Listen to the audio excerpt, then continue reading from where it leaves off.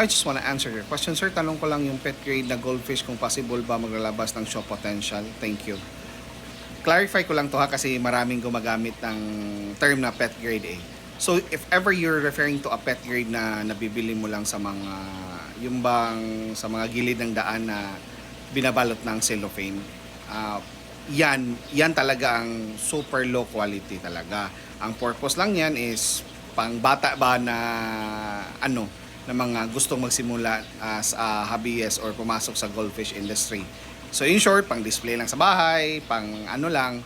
Pero yung mga pet grade na ibig kong sabihin is from the respected breeders na kilala ko, especially sina John Risotin, Tikoy House, Christian Lingatong, Vince Omandam, sina Imar from Iligan, sila Gigi. Of course, gumagamit yan ng mga high quality ng mga isda.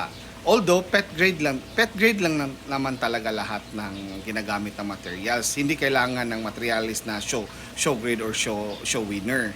Sa pag-select lang talaga yan or sa experience sa pagkaling. And then nasa groomer na rin kung paano niya pagandahin yung isda.